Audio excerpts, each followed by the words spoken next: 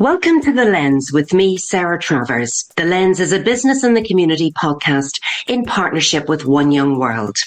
So let me introduce our guests today. They are Andrew Masraf, senior partner at the multinational law firm PINSENT Masons, and from South Africa, Kagisho Masae, co-founder and CEO of Matric Live, which is a multifunctional education app that is reinventing the way pupils learn.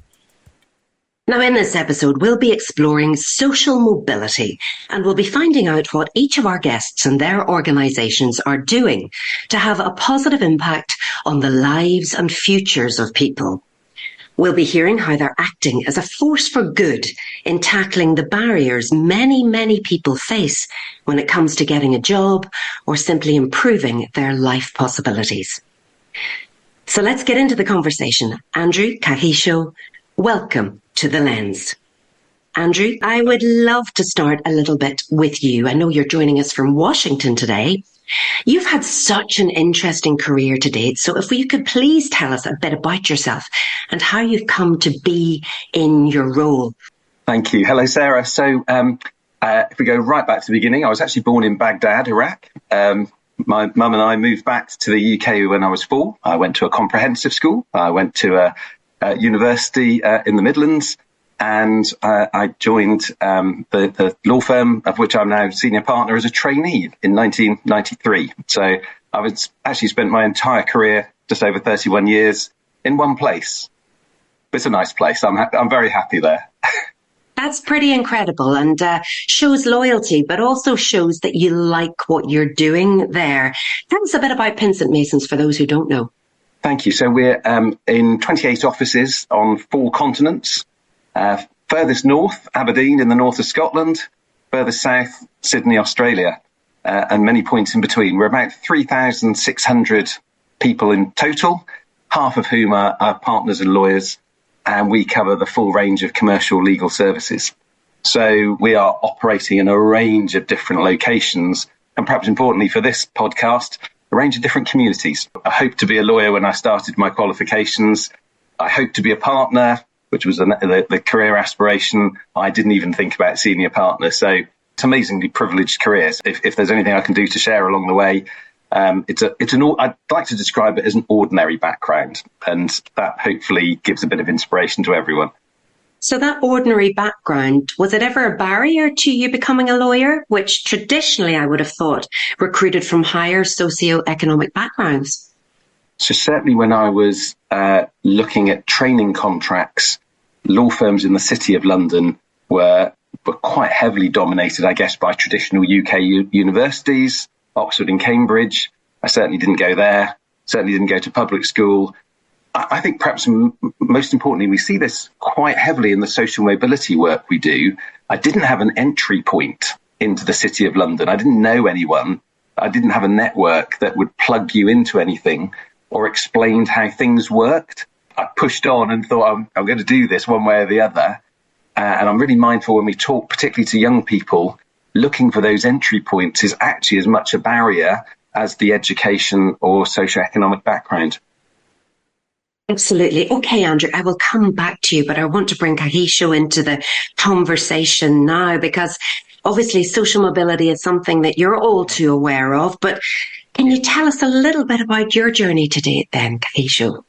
I was born in a township in South Africa, 2 very humble parents. My mom was a cashier at a retail store, and my father worked in the mines. The biggest breakthrough that happened in my life, to be quite honest, was at 12 years old, my English teacher identified that I had talent. He put me aside and I wrote an aptitude test of which I didn't know what it was for. It turned out being an endorsement/bursary to a private school in Johannesburg, which is a big city. So at 12, 13, I found myself in a very privileged school. I could not speak English per se. I didn't have a lot of the resources that the kids had. But at that point in time, that was the light bulb moment for me in terms of what access does. Everyone I grew up with from the township didn't get the opportunity that I got. So soon, what felt like a blessing felt like a responsibility throughout my life. I eventually finished high school. I went to tertiary, and I ended up finding myself in the financial industry. I worked in the client service segment.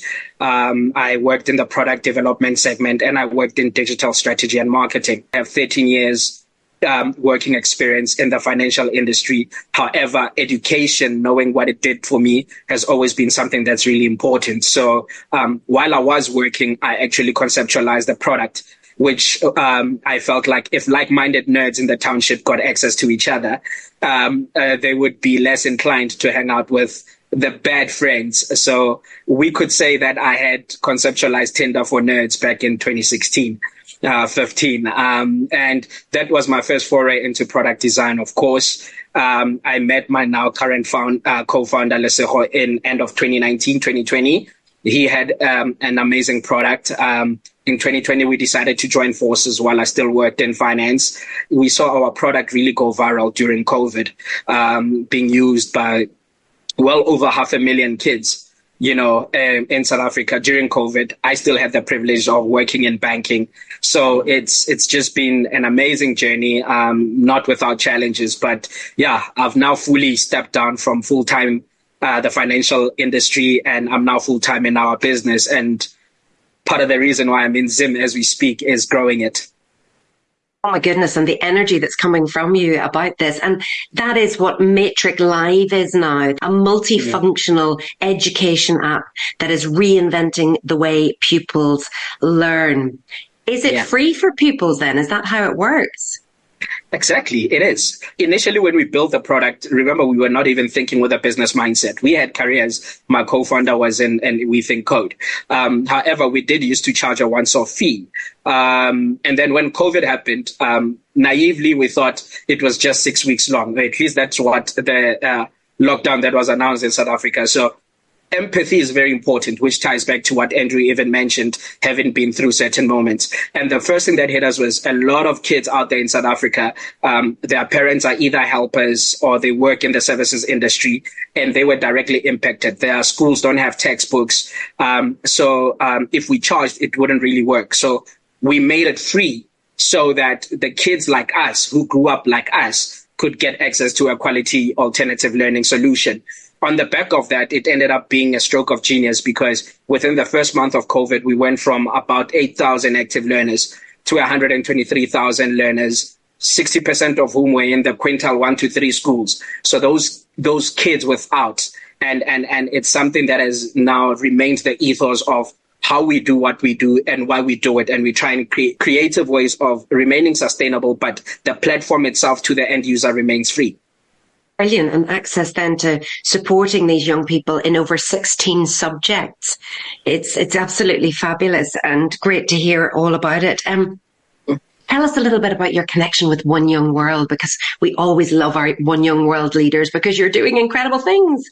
Yeah, it's such a beautiful story, and it's directly correlated to why I do what I do. I mean, in 2016, I was fortunate enough to be one of 8 individuals at the bank that I worked in to be selected to represent both the bank and the country at One Young World in Ottawa.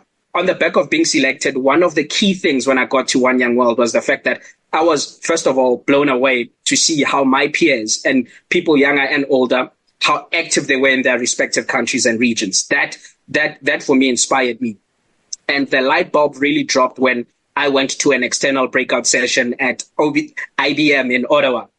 And when we went to the external breakout session, it was a process in design thinking.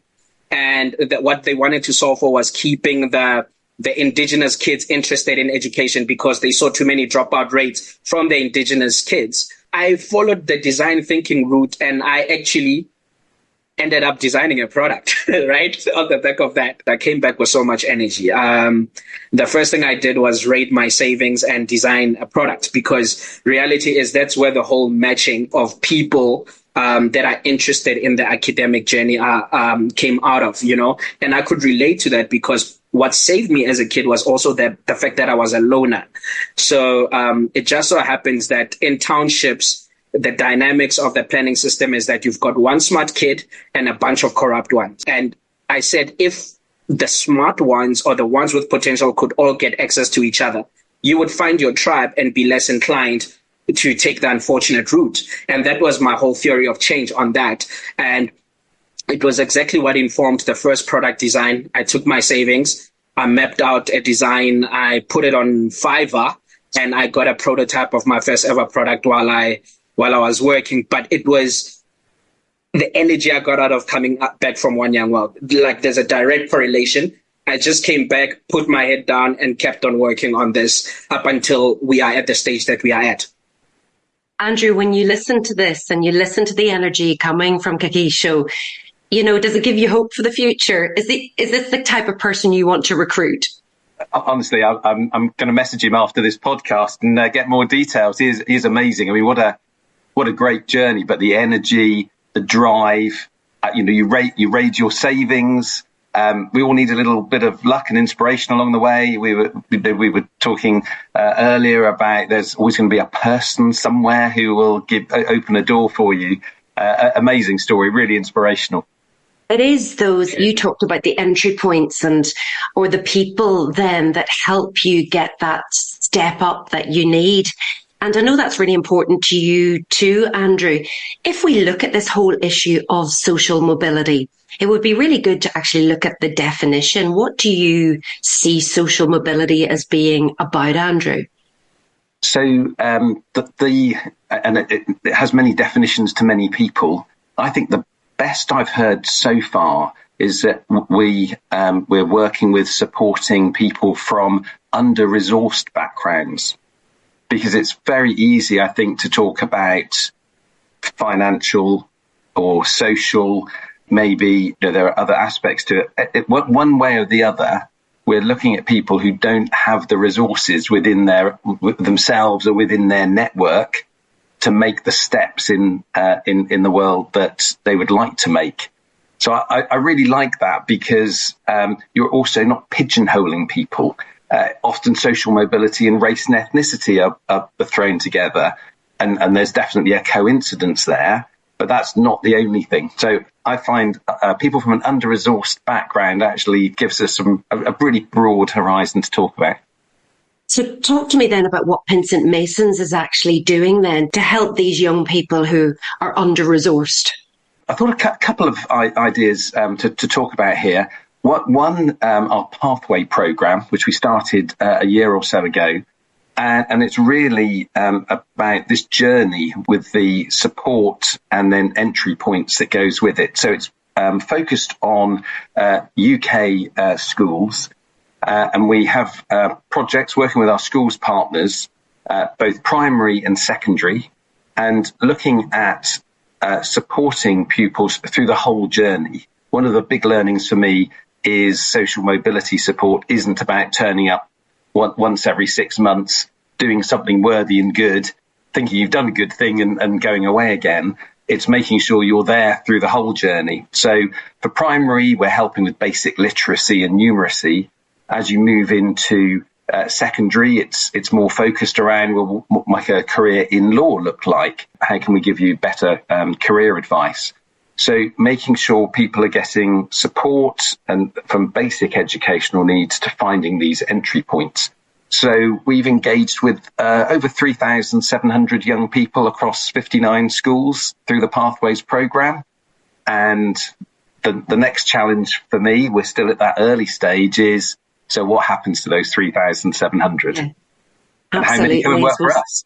Yeah, that's it. And measuring how successful that has been. And how will you measure that? Is it about how many end up working for PINSENT Masons? I think that's always going to be a happy byproduct. And large firms like ours do have a variety of career opportunities. We are more than a law firm. Certainly these days we have technologists focusing on generative AI. So there's a whole range of skills that firms like ours can accommodate. For me, really, and this leads on to the second interesting development for us, it's an entry point into a business community. So some of the most effective work we've been doing has been collaborating with our clients. We've worked with other financial services businesses, making sure that when summer interns come to work with us, they go and work with that client as well. So we're trying to build that wider experience of business communities and the range of opportunities that certainly when I arrived in the city, I had no idea what any of these things were. I know you said it's early days with the Pathways programme, but can you share any first-hand experiences, or can you share the impact of the work so far? We have a school debating competition every year, drawing in schools around the London office, which is my home office. And so I mentored one group of young people from a school which was only one stop away on the train from Liverpool Street Station, which is our nearest office. It was a group of, it was an entirely female class from who had Bangladeshi heritage. They had never been to the city. So when they came to our office, the experience of coming in, even that one stop, coming through the glass doors of our office, taking photographs of everyone from our reception staff to the dining rooms and what went on our legal floors. It was a world they could almost see from home. And I suppose even in the 2 or 3 hours we were together in the office, just a little moment like that changed the narrative completely. And you could see when they were then preparing for this debating competition, which if I'm honest, Sarah, would have terrified me at the equivalent age. They were debating things like, should drones be legalized or regulated? And you were debating this in front of 150 people with a High Court judge who is the overall judge. These young people performed amazingly. And I hope a little bit was based on an inspiration of, no, I belong here. I've just discovered something that I wouldn't mind exploring myself. That's wonderful. And when it comes back to you, Kagisho, for Matric Live, I know you're having a huge impact already. You've had celebrity endorsements, but even more powerful, perhaps, are some of those testimonials from parents and young people. Yeah, I mean, for me, it's exactly that. It's, Matric Live becoming viral already in COVID. It was no marketing piece of work. We were organic, just shared through WhatsApp group. And there's a parent who went on Facebook and shared what her kids were using. Her specific post was reshared over 100,000 times. That is the endorsement. That endorsement for me is everything, because this was a parent who spoke out of a situation of knowing that they didn't have access.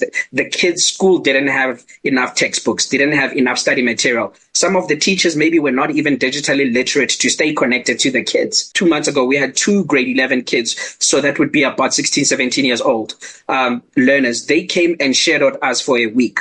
The moment they've come across a platform, they've been using it, but they never knew who was behind it. The moment that they see like that, this is you are like me, you sound like me, you grew up like me. And the moment they sat with my co-founder and they sat with the 2 other developers and they saw the screens behind the dev, you could just see a new world was opened up to these young men. They're still young boys, they're 16, 17, but already you saying that kind of growth and development is not limited to a certain kind of demographic. It's saying that a boy from Soweto and a boy from Itsoseng can also build a proper product, a proper business that is known that we use. And what it does is that it creates the resonance. So for me, those are the key ones. It's actually making them aware that it's possible. That's all the curiosity that this generation needs. And I understand, Andrew, that you've been doing a little bit of work in South Africa too. Well, I was going to say it sounds though we should carry on this conversation because since we opened in Johannesburg, we have been supporting, it's a schools partnership in Soweto, and it's a partnership with a local school and charity. It's providing educational support. It's giving extracurricular support, so children having access to basketball, athletics, ballet. I went out to see the project a while ago. It was honestly really inspirational. A couple of my colleagues from our IT department were at the school, and I said, "Oh, what are you up to?" And the schools had laptops donated by a charity, but they don't actually have access to the internet. So in our spare time, we're coming out here to wire it up for them. It doesn't get more direct for me than that link. And I think the work that Kagisho is doing sounds like it could link into that beautifully. Kagisho, what do you say? Will you be meeting up? Definitely. I mean, so my co-founder, the story behind Lesego was that he was a naughty child in Johannesburg Secondary. He grew up in Soweto. You know, he is one of those kids.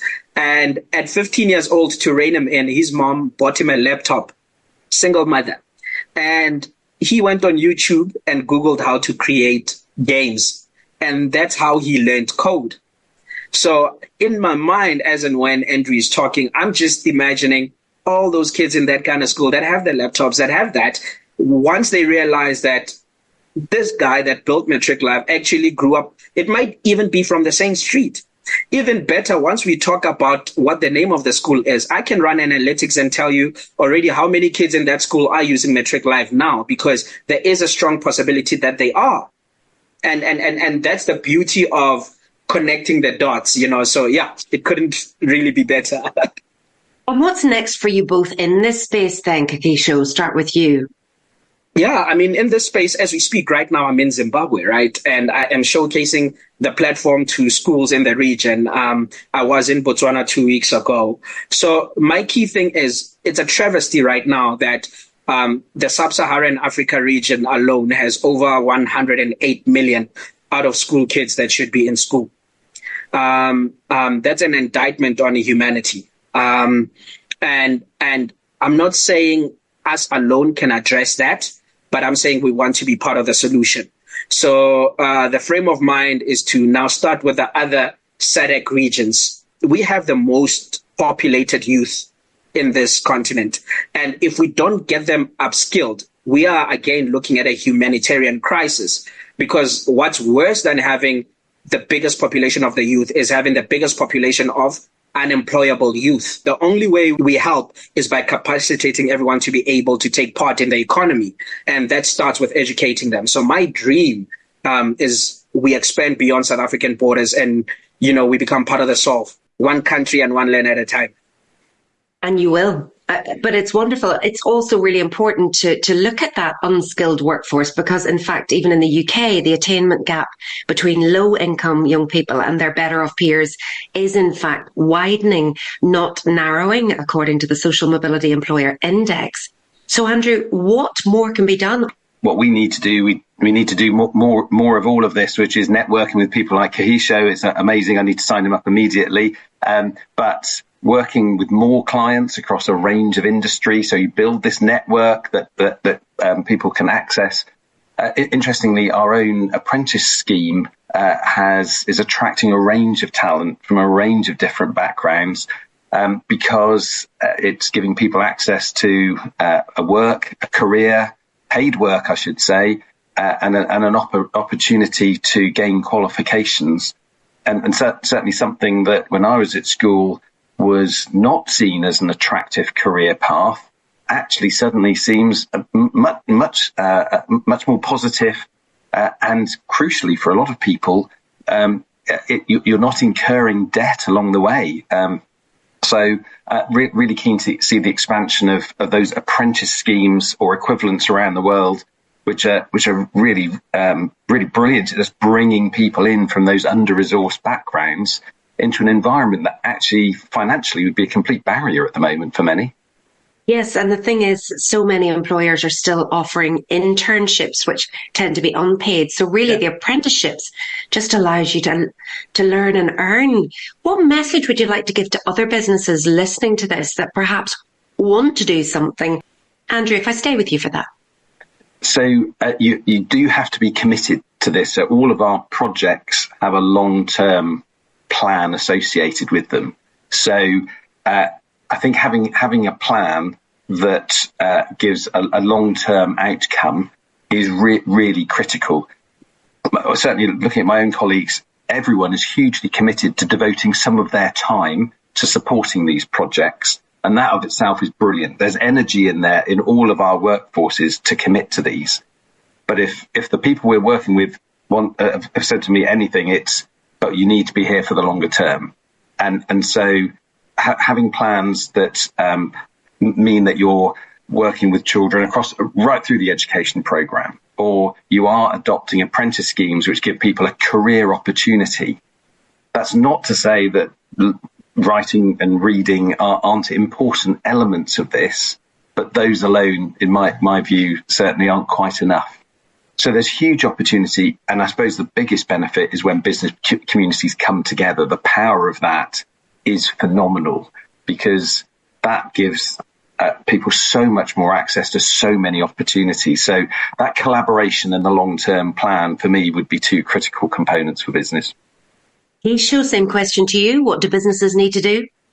First things first, it starts with realizing, and I've said this quite often, no one entity has all the answers and can address it alone. And I think there's a big degree of humility that's required out of big business. Too often you find big business or even businesses trying to do this on their own. It starts with something as basic as identifying the right strategic partners in the spaces that you want to solve in.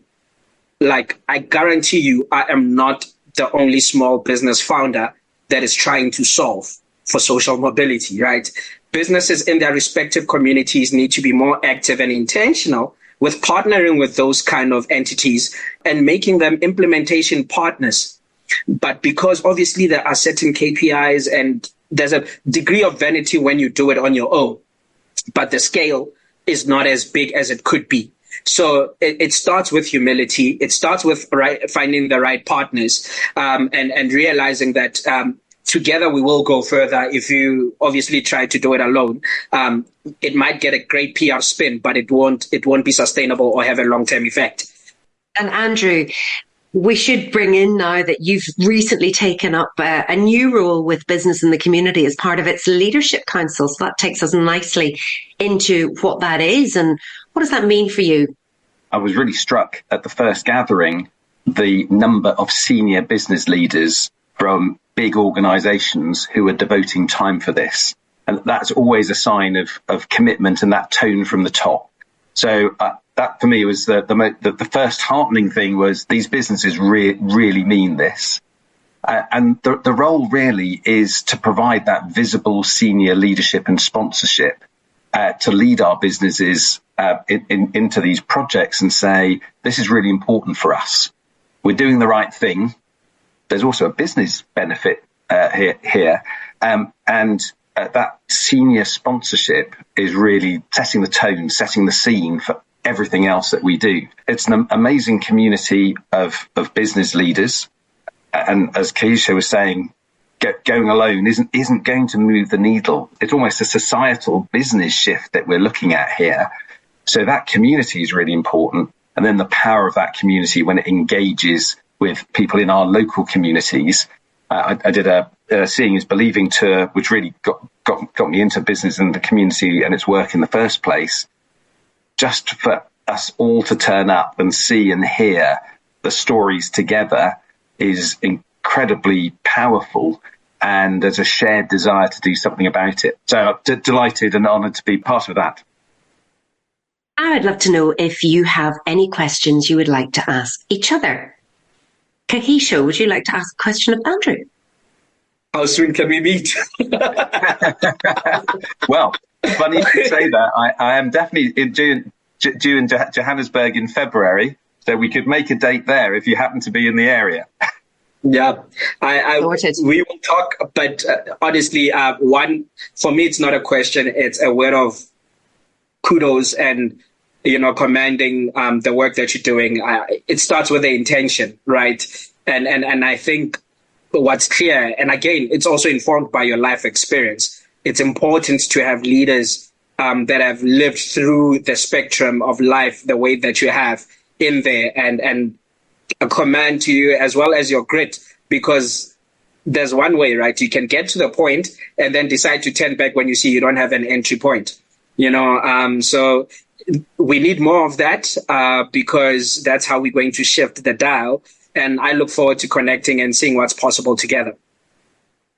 Thank you. And I guess that's great to hear. And I suppose from my perspective, it's very easy for business even businesses collaborating to think they have the answers. So maybe not a question back, but a request, which is we're not on the receiving end of what we're trying to do. And so making sure that the people you're working with and talking to feel they have a voice to say, this is how you can help us, I always think is really powerful. I fully agree with that. Too often we tend to, especially as product creators, we tend to impose our solutions on people. And then we wonder why they don't get used to the degree that we thought that they would. And I think that's part and parcel of why we have such a strong, close connection with our user base, is to say, we even have a feedback loop where learners can contribute ideas. The product to get to where it is, I can safely say it has been a co-creation process. And I do definitely believe in having a lens that's focused on the user experience. That's how we last, if anything. Okay, so our listeners, they love to learn and they love to read and they love to listen, as we know. So if you could encourage our listeners to read one piece of research, or indeed a report or a book or something that has inspired you to be more responsible, what would it be, Kagisho? What has inspired me, and maybe there is a way in which one can convert it into something open source, but sitting down and listening to my elders and what they went through, understanding my father's life story, of which I didn't know until 5 years ago, listening to my grandmother's story. So just that kind of getting those stories, because they've lived through some of the toughest time. And for me, it actually turned me into a more responsible citizen. And it's given me the jet fuel I need to go on the journey that I'm going through. So we often look outward, but often the answers sit within your inner circle and inward. So maybe look to what's close to you. Absolutely. And then that appreciation of what they went through and the gratitude for what you have today, indeed. And Andrew, what about you? So, and I certainly endorse what Kagisho said. Whenever I've been to South Africa, to Johannesburg, and you're talking to people directly about their journeys, you take away just their resilience and their drive and ambition. If you could package that up and take that around the world with you, my goodness, we'd make some progress. My go-to books in this sort of area, written by Matthew Syed, former British Olympic athlete, high performance writer. So we've done quite a lot of work with him over the years. And I love these two books, Bounce and Black Box Thinking, are really all about personal and team development. And there are all sorts of anecdotes and stories and things to hold on to. For me, those are the sorts of building blocks that you need to keep in mind as to how are you going to help and support people. So I think they're great, inspirational, but very practical books.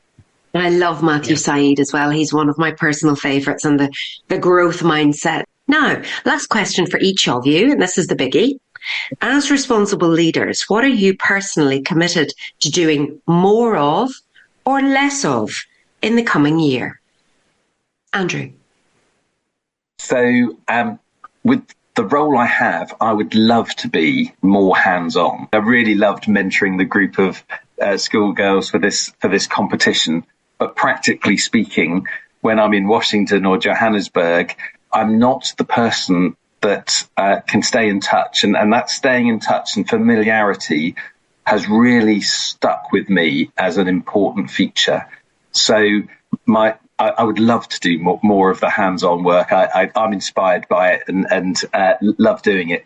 So my role probably is to do more of the speaking and engagement, sharing the message, working with more businesses, with more clients, really trying to knit together a community that can work together. So sadly, the thing I'd really love to do more of, I may do less of, but perhaps from my perspective, the role means I'm much more the messenger. Kagisho, last question to you. For me, it's almost the flip side of that. It's in the sense of, it's all good and well that my story is what's being known and what's being primarily shared about the growth and development of our business. However, next year, I'd like to bring the rest of the faces behind Matric Live, bring more of them for it to be known, because they all, like the core team right now, as small as we are, they all have brilliant, unique stories that people can relate to, and also that inform a lot. So it's basically uplift and grow the rest of my team from a leadership and sharing perspective, and also in a weird way, it means that putting the responsibility on myself to do less myself and delegate more.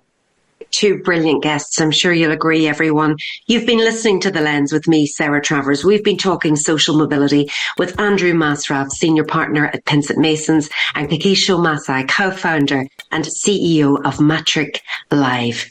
I can't wait to hear what happened when you two meet next time, face to face.